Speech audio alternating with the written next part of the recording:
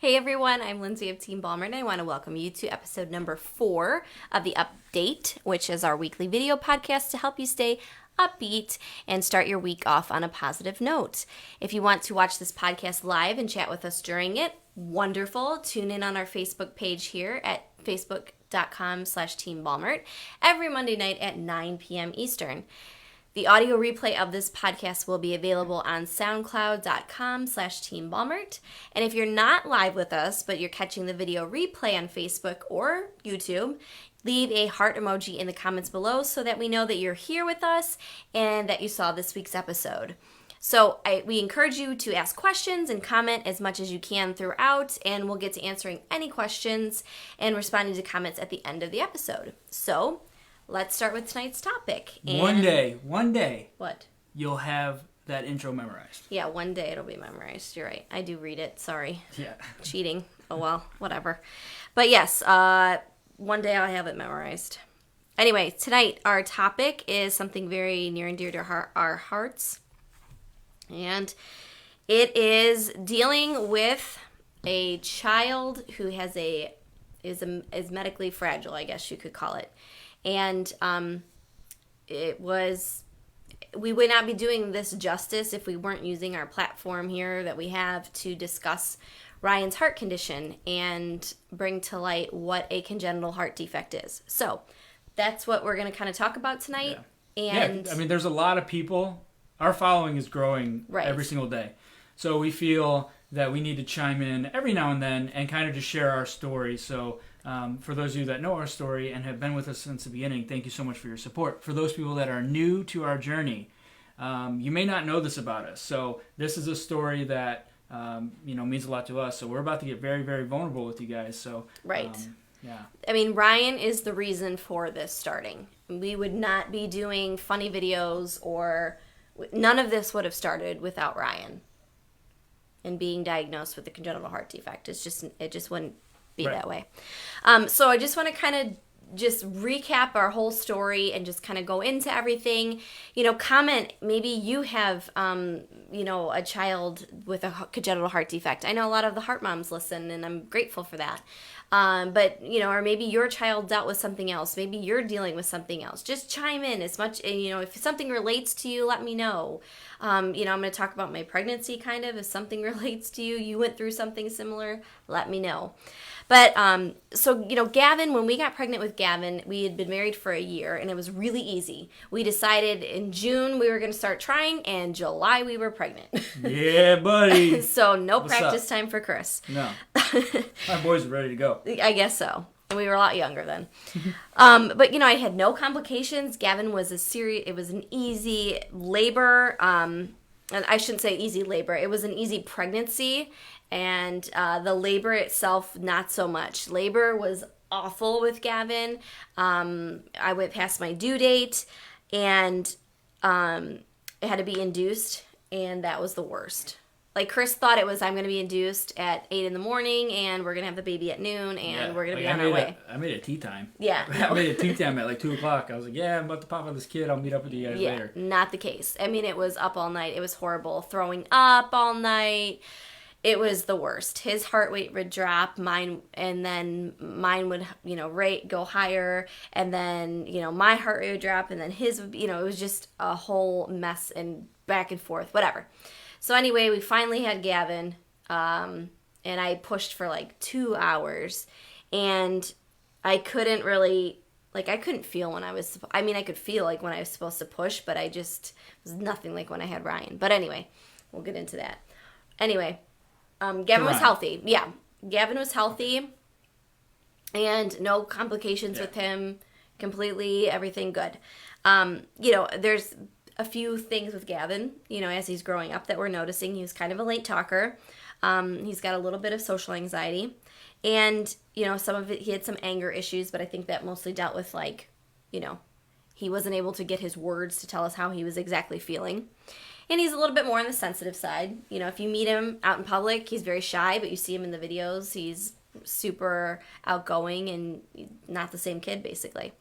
But anyhow, Gavin was totally different.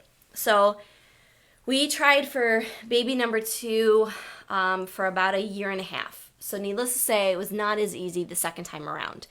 So we were almost to the point where one of us was going to go get tested because it just was not happening. I was trying everything in my power. I'm going to take my glasses off. I can't see.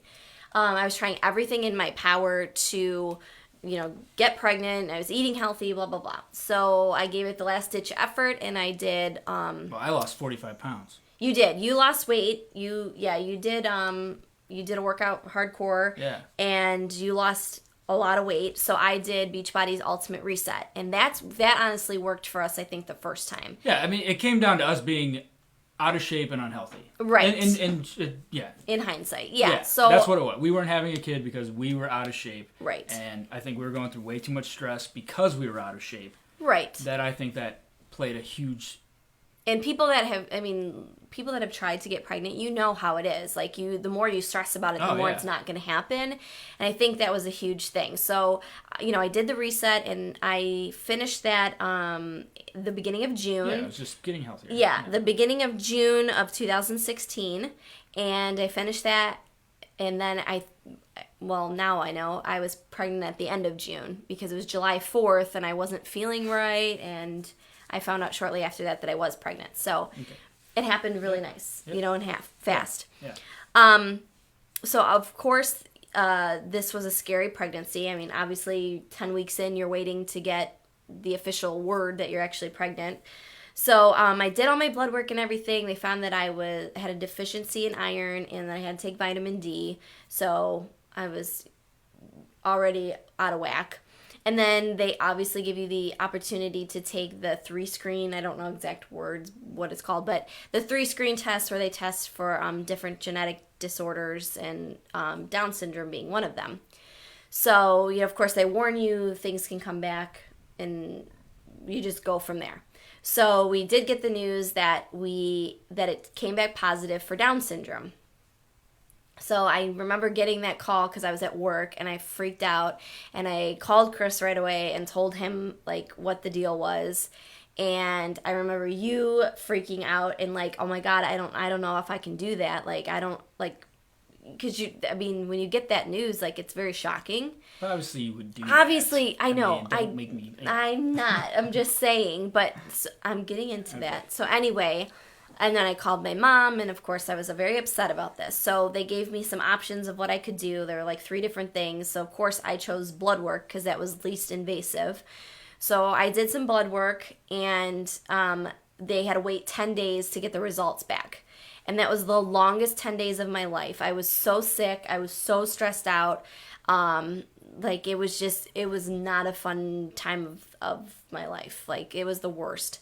So we did get the results back, and it was determined that it was a false positive. So baby was fine. There was nothing going on, when they did further genetic testing on the baby through blood work. So, we were obviously relieved to know that, but we had talked and we said, listen, no matter what it is, it was never a question of terminating or anything like that. That was never a question. It was just more so, let's find out. And we are going to deal with whatever it is. It's just going to let us have that much more information and to prepare ourselves that much more for whatever may come. So we were relieved, obviously, to find out that, at that point, okay, good. Baby's healthy. We're all doing fine. So because we had the genetic testing done, we were able to find out the sex of the baby. So we had our gender reveal, and I just knew it was a girl. And sure enough, it was a girl. Then we went for our 20-week anatomy scan, and we took Gavin. We were so excited to go and show him his baby sister and everything like that. And so the nurse, I noticed, was taking a really long time on the heart area. I could tell what she was looking at. And I was I just, the pit of my stomach felt like something was not right. So, the doctor came in, and we, by chance, had the high-risk doctor for what we just were assigned to him. So I'm fortunate for this now. So he came in, and normally when he would come in to look, he would look through all the scans that the nurse whatever did, or whatever technician, whatever she did, he would look through the pictures. But this time he came in and he started going to town and looking.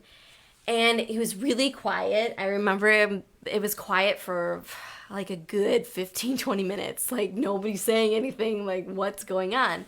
So he finally said, there's something wrong with the baby's heart. And so you're okay, like what? And like, is everything okay? You know? And so he's like, he was very quiet again. And I think it was probably because he was trying to make sure he was going to tell us the right thing. So he told us that he believed the baby had what is called transposition of the great vessels.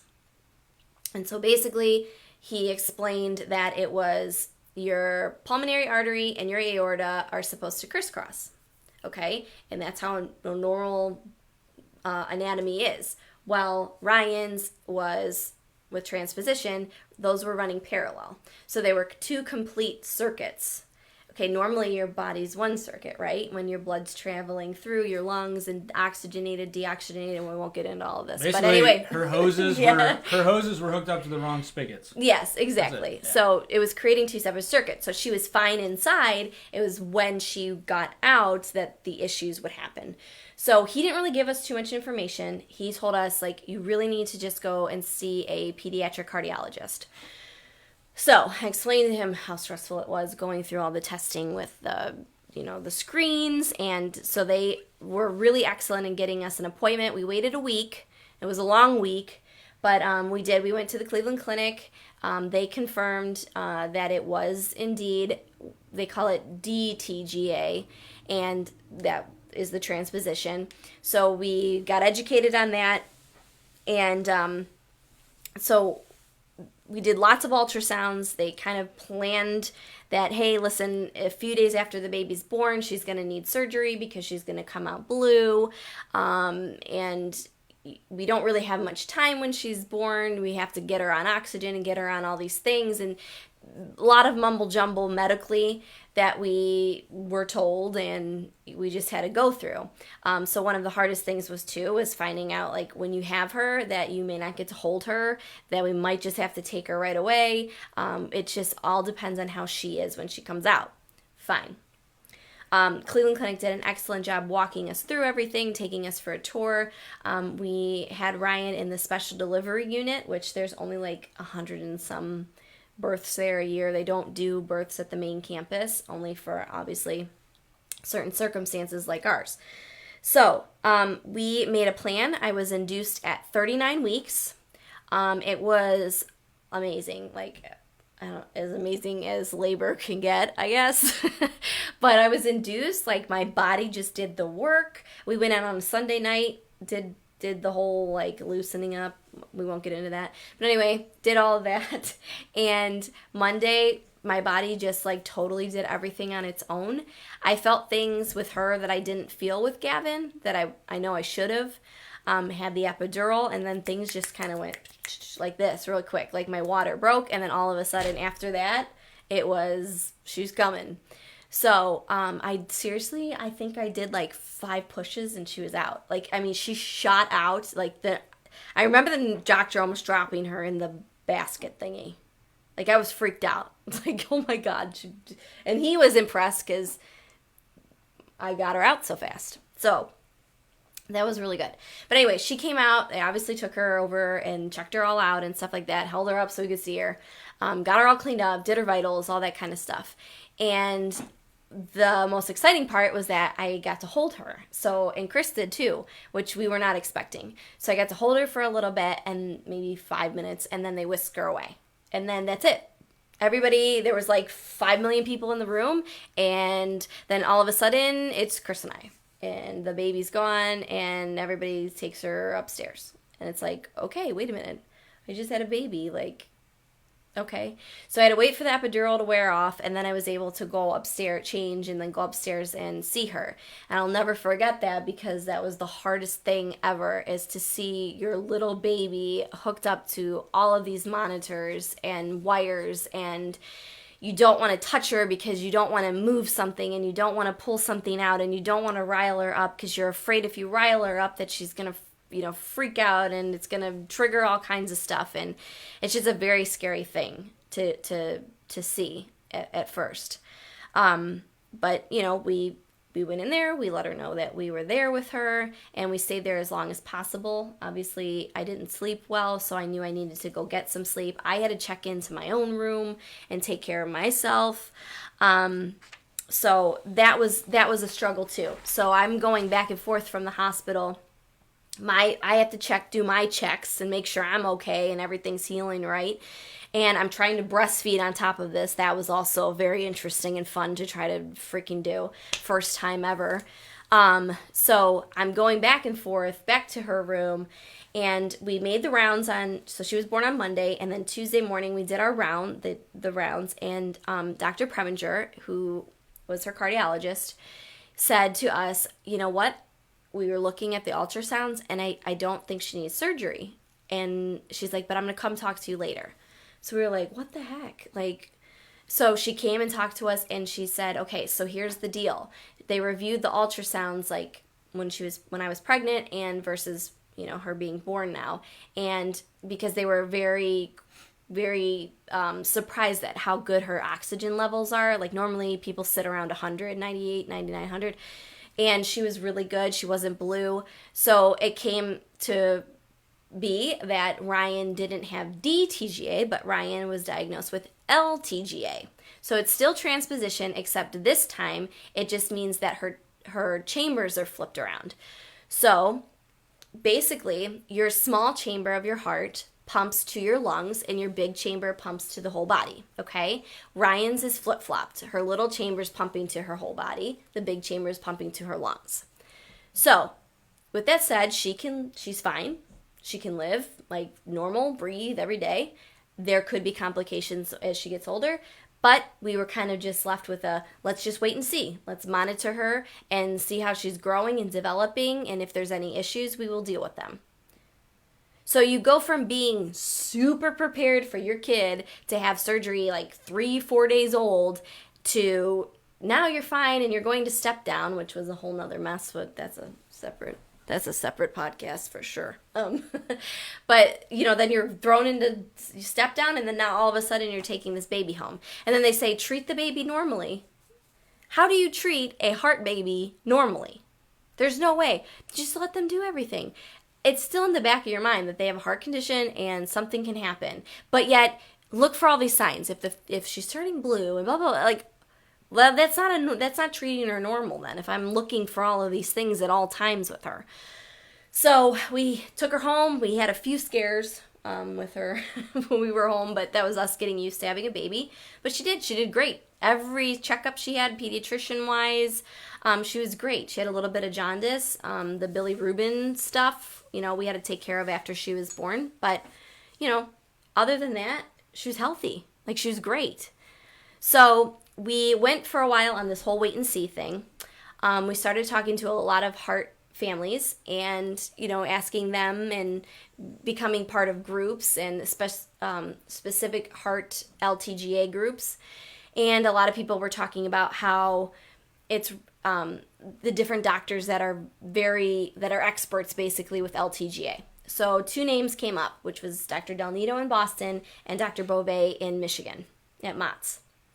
So we made a decision that we wanted to seek a second opinion because we felt that we would not be doing Ryann any justice if we did not pursue other avenues and make sure that we did everything in our power to make sure that Ryann has the best life that she possibly can. So we made the appointment. We took her to Boston in December of 2017, and Dr. Del Nido did all of his echoes and everything like that, and he determined that he thought it was best that she have what is called the double switch surgery, and that is where they completely reverse everything for everything to be normal functioning heart. So he recommended, it's a huge surgery obviously, so he recommended that she have that. What we had to deal with is that if we didn't do anything with Ryann, she could be 10 years old and something can happen to her, and now we're too late to have the double switch surgery because there's like a prime time to have this surgery, because as you get older and you have surgery, scar tissue forms because your heart's a muscle. So they don't like to do it on, I shouldn't say older patients, but, when you're starting to get to be 10, they don't like to do the surgery. So, she could be 10 and then she would need a heart transplant. And then that's a whole nother world of things. What if her body rejects the heart? What if we're waiting for a heart and something happens that we don't have enough time to wait? There's just all those different, there's a lot, it's just way more complicated. So we took that back to Dr. Preminger and we told her our concerns with that. And we also told her about, that we heard about Dr. Beauvais in Michigan. And she said that she, had a good working relationship with him and that, some of her patients do see him. And she thought, okay, well, yeah, maybe that is a good idea if you talk to them. Because now we have one doctor, Cleveland Clinic saying kind of wait and see, but totally on board with us to do whatever we want and, which is great. And then we have one doctor saying to do the switch. So it's like, okay, what do we do? So we made the decision to, Dr. Beauvais was kind enough at Mott's to sit down with us, and he talked to us about Ryan and reviewed everything. And he was the easiest to talk to, and just, you could tell how, this isn't a job to him.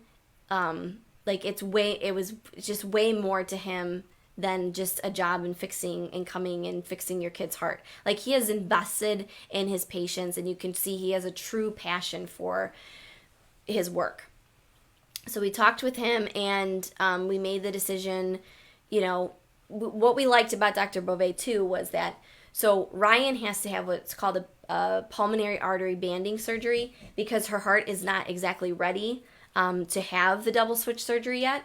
So he puts a band on her pulmonary artery and he makes it, have a pressure because the heart needs to get, that side of the chamber needs to get used to pumping how it should regularly be pumping. So a lot of doctors will put the band on and adjust it to where it needs to be, wait a year, and then have the double switch surgery. So his technique is he puts the band, he ties a string to the band, and then he gets it to a level that he wants her to be at, and then 6 months later, he'll adjust the band, he'll tighten it a little bit more, and then she'll have her surgery. So it's a gradual process. And we really liked that because we were scared going into this as it was, and then to know that this was a gradual process and not just throwing her into it made us feel that much more comfortable. So we had a lot of soul searching to do. We had a lot of discussions between us. I mean, this weighed so heavily on us for the longest time. How do you make a decision that is going to affect your daughter's entire life? You have to put yourself in her shoes when she's 30 years old.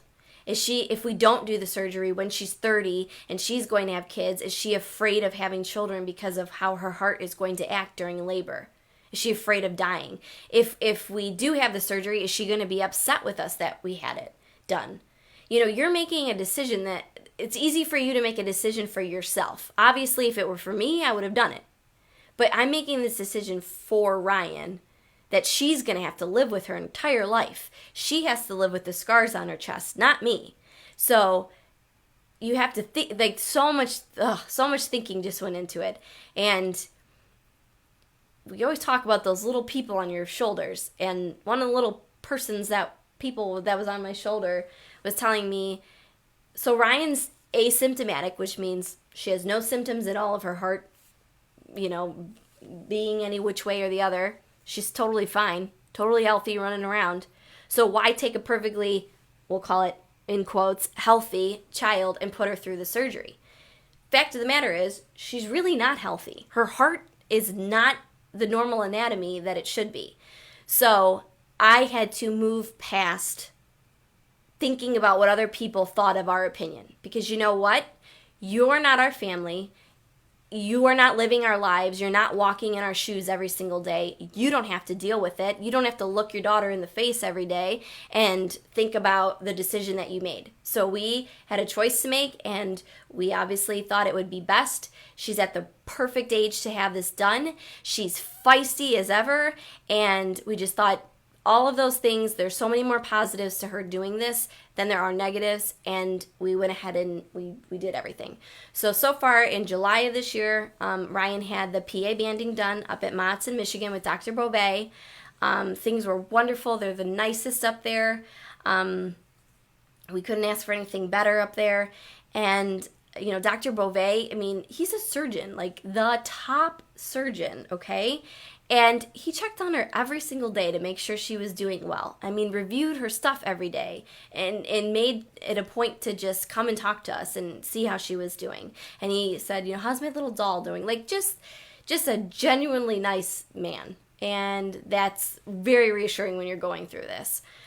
So, so anyway, she had that done. So basically up to speed now to present day, we are actually scheduled for November 27th. Ryann will go back up and she will actually have the adjustment. So she has a little incision right here, which is, I'm pointing to my top of my chest.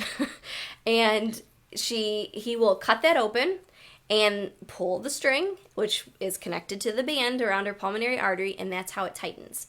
So this is preventing her from having an extra open heart surgery to adjust the band, which is wonderful. So we're excited for this next step. It's crazy to think that we finally reached this next step.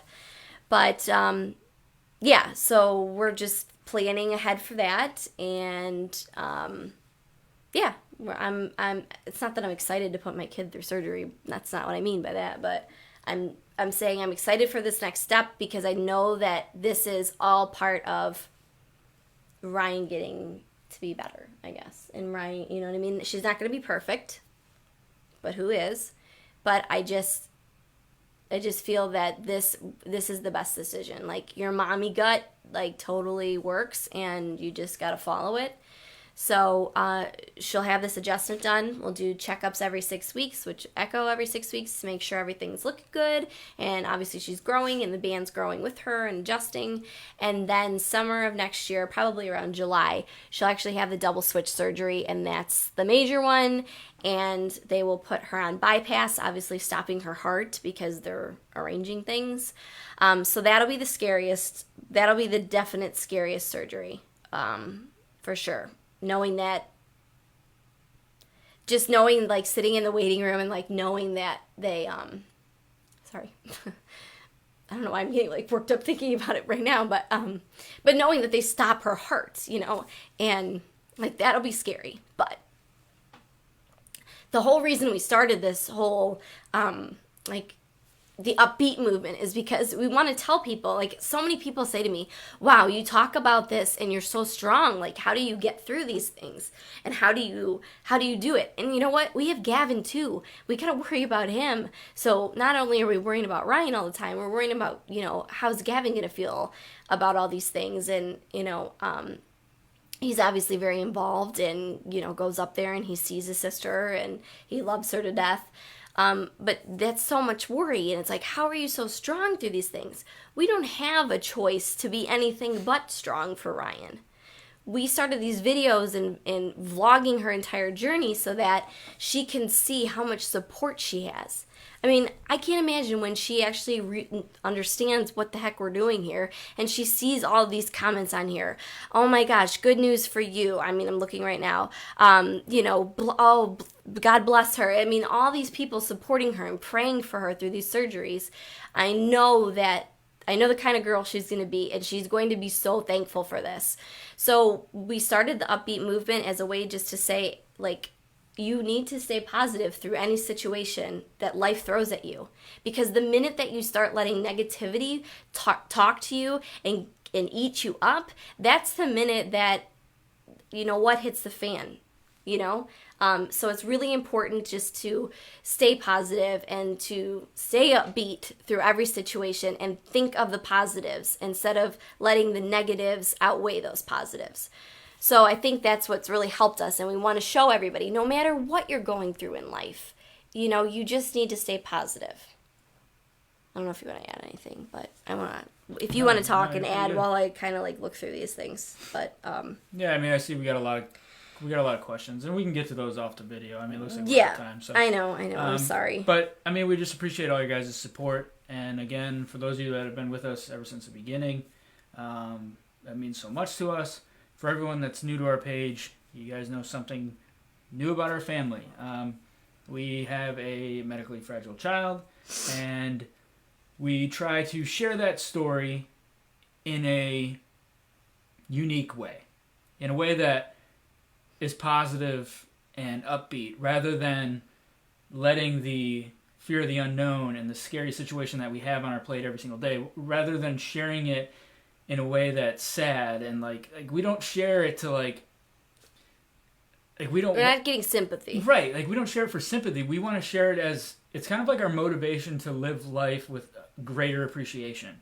And in the process of doing that, to inspire other people that are facing challenges. And I'm not talking just about the heart community. Like we're realizing that what we're creating is far, far beyond just the heart community. Like it's anyone that faces any sort of challenge, whether it's health related, mental related, anything. We want to share our story. Just one little challenge to this entire world of millions and billions of challenges. We want to just share our challenge to hopefully inspire change in a positive way of somebody else that's going through a challenge. I hope that makes sense. And we want to do it in a way that's uplifting and I guess you could say entertaining. Like why do we do weekly fun videos? Because it's fun. You know, we want... People are laughing. It gives you a laugh. You had a rough day. You're going through a rough period in your life. Yeah. You know how good it is for you just to get a good laugh in? Right. Or just even cracking a smile at something? Right. Or just even, if you're not laughing or smiling at our videos, for that second or 3 minutes or whatever, how long they are, you're not thinking about whatever you're going through, are you? Because you're watching the video. So that's why we do it. Right, exactly. And it's a distraction for us. You know, Yeah. like we go through the stresses every single day, and we share some with you guys, but a lot of it we like to kind of just keep private, and kind of just, you know, keep it bottled in, which we probably shouldn't be doing, but we do. But we want to just, I don't know, we just want to share an uplifting message. I don't really even know what to say anymore. I mean, I think you pretty much covered everything. I mean, that was basically our story. Yeah. We can go in... I know this is kind of like I see a lot of like sad faces on the podcast. Like this is definitely a Debbie Downer, but I think but it's important for us to share why we started this, and our main reason was, you know, because of Ryann. So I wanted to do a podcast that talked about Ryann and her journey and our journey. So I think we did that. All right, guys. Well. Sorry, you know what? We'll see. I know it's kind of a downer and leaving on that, and it's Monday and it sucks. But guess what? You got the rest of the week to, you know. Well, we got make positive. We got new videos coming this week. Exactly, and they'll be funny, so they'll make you laugh. We have a fun vlog coming tomorrow. We are recording a funny video that will be coming. I don't know this week. Yeah, we usually post our videos on Thursday, so promise. We will make you guys smile. We will make you laugh. Yes. We will have a good time. But like you were saying, it is important for us to share this with you guys. And we truly appreciate those that are still on here listening to us talk. Like that shows us like... You care. Exactly. Yeah. You know, because... I mean, sometimes like I even think like sharing our story, like, you know, who really cares? Or like, wow, how... like, or when I post something and we get so many comments and stuff, I'm like, wow, I really didn't know like that many people... care. And you know why we do it too? Because the first thing that we did when she got diagnosed, we went online and tried to find other families going through this. Right. So we wanted to be a family for a future family that's going to have to go through this, for them to look and say, oh, here's the journey that they went on, you know? Right. I mean, I look to other heart moms and stuff all the time. You know, we've got a family in Florida that we follow all the time. Right. Because their daughter just went through it, and she's a little bit older than Ryann, a few months older than Ryann. So, like, that's what you do this day and age. I think we want to do this. I think we want to restore faith that social media can be a positive, supporting community. Because I think, like, with a lot of stuff going on and fucking politics, sorry, but like, whoa, sorry, but like, I'm not gonna go into politics. Don't even try it. Don't even comment anything on politics. Sorry, but that's the reason why social media is such a shitstorm now, and people are afraid to go on social media because of the judgment and the fury that comes on it. So I think there's hope that us sharing our story and just sharing funny videos and making you guys laugh and seeking support from you guys and being there to support you guys, I think is our way of reassuring that there's still good in this world. Yeah. And that social media can be a great place for support because... Yeah, a great platform for things, not just negativity. Right. So, But yeah, I saw a lot of things like, oh, Chris looks so sad. I'm not sad. It's just this topic is like my kryptonite. You know what I mean? Like it makes. Well, this is my podcast, and I want to talk about it. So no, I like talking about it. It's just I don't know. Like if there's other dads on here, like, and your daughter's in trouble, like it's like I'm getting a pit in my throat right now. But it's like I don't know. Yeah. It breaks me, and like I don't break very easily, and like you guys always see me in videos, I'm always the loud and crazy and funny one, but when it comes to this stuff, I'm pretty I close down. Like this is where I start to shut down, and I kind of like, it's my kryptonite. Yeah. So I'm not sad. I mean, I am sad, but I'm okay. Yeah. And Ryan's great, okay? In case you missed all that, like the sad faces and stuff, she's fine. She's sleeping, she's doing well. She's great. She's good. And you'll see that in the vlog. Gavin's over here sleeping in the chair. With the dog. Yeah, so like the family's good. Yeah, everybody's fine. It's just giving you an update on what our story's about. And I love that we could, and we're going over, and I appreciate that you guys are still on this. This is awesome. Yeah, and I'm appreciative of the camera still being on. Yeah, we were told that the camera cuts off at 30 minutes, but hey, we're still on.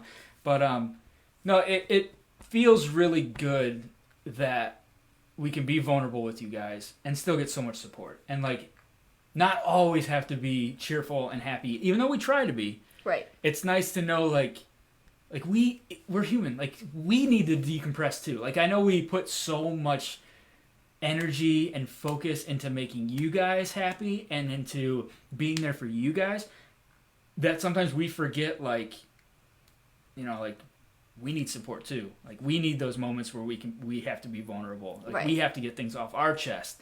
And knowing that we could sit here and talk to a camera and see so many comments coming in of support, it means a lot. It definitely means a lot to me. Yeah. Especially a guy that is known for bottling up stuff. Right. Oh yeah, no, I completely agree. And I think the more, and I never thought we would really resort to being a social media family, but like, it's weird that I'm getting more and more comfortable talking to a camera because I know that there's a community behind the camera. Right. Like there's somebody inside the camera right now that genuinely cares about our family, and like, it feels good that I realize that. Right.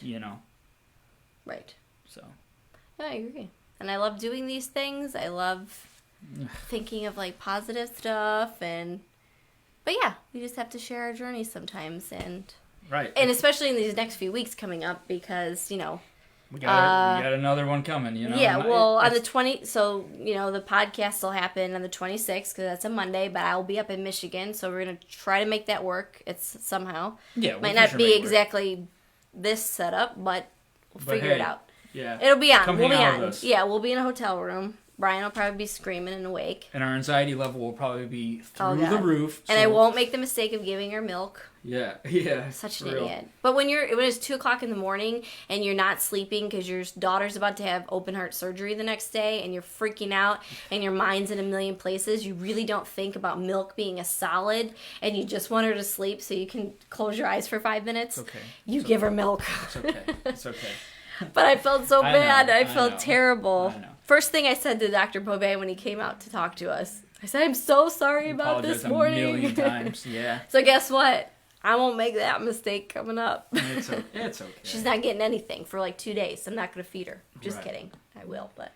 Yeah, so within the upcoming weeks, it's going to get real stressful. And this is not the big surgery. This is just a small. Right. They're just going to make an incision and tighten it. But, I mean, it's still a surgery. She's still going in the OR. She's still going under. It's a 2-hour surgery, but most of it is prep. And it takes him, he said, 5 minutes. Yeah. He just makes a little incision, pulls the band, gets it where he wants, and then he sews it back. Then they sew it back up. Then it takes more time to get her prepped and ready for it. He does it, and then to get her undone. Yeah. But, I mean, I think just being in a hospital, she can have a stubbed toe. I mean, she's going under. Right. They're putting her out. Exactly. She can have a hangnail. But if I'm in a hospital, I'm going to be freaking out. Right. Because so many thoughts are going through your head. So. And it's a little different. We were in the summer. Gavin was with us, and we were able to work things out a little bit better. Now he's in school. I don't want him to be interrupted. Yeah. I don't want school. So now it's an extra challenge of trying to figure out how to plan for that. So, of course, planner me, I've got to have it all like buttoned up, I'm which I did yeah. today. I'm like, okay, call the family. I'm just Make sure. Text me and tell me where I gotta be. Yeah, I know, but Chris isn't gonna stay the whole time, which there's no need for you to stay the whole time. So yeah, I mean, if things are, she wants me anyway. Yeah, and if she's stable, and if we're not gonna be in the hospital that long, I mean, a couple days at the most. Yeah. You know, I'll stay, but it's more important to make sure that he, you know, gets the attention that he needs as well. Right. And I think that's the biggest thing. Like, so this one's mine. I mean, next summer that will be. Next summer, geez, we're gonna need a crap ton of support. Yeah, we're gonna be train wrecks. I don't even want to think about that. I don't either. God, I don't want to think about it. I don't either. It's gonna suck. It's gonna be rough. Yeah. I mean, we'll be there for. We're gonna move. Probably we're like gonna move to the hospital. Probably like 2 weeks. Yeah, but 2 weeks in the hospital is like. Oh, I know. Especially with an antsy child. God. That wants to just get up and go. And chest tubes, no fun. Oh my no God, bueno. I'm not. Yeah, that's gonna suck. Yeah. But hey, we gotta stay positive. And anyways, yeah, jeez. But yeah, so this is just the real life truth, you know. Like it's nice to have these real talks with you guys, you know. Yeah, I promise next week will be fun. We'll talk about something fun next week. We'll spice it up. But like I said, more videos are coming this week. We appreciate you guys' support. Yeah. I'll answer everything. I know I see a lot of comments coming. We're actually gonna get to these comments right now. Off camera. Yeah, we'll respond to you. Yeah, so again, keep the comments coming. If you guys, you know, if this story relates to you or somebody in your family or somebody you know, let's connect, and we'd love to hear your story and stuff like that. So yeah, or share with somebody that you know may be going through this, or all right, guys. Well, we're always free to talk. Always free to. Right, real talk. Yeah. # real talk right here. This is. Yeah. All right, guys. We will see you next Monday for number 5. Yeah. Wow. Going strong. Wow. Right. That's crazy. 5 weeks already. Yeah, Holy cow. That's like a lot. That went fast. Wow. It did. I'm glad you can count on your hand. That's great. But yeah, so I think I'm going to have Chris with me. I know the first couple was just me, but I think it's nice to have him here because then I can... We bounce ideas off each other. Exactly. And it keeps me moving and going. Yeah. So... Anyway, yes, we will see you next Monday for the update at 9 p.m. Eastern. Thank you guys so much for your support, and thank you guys for tuning in. We'll talk to you next week. Bye. Love you, for real.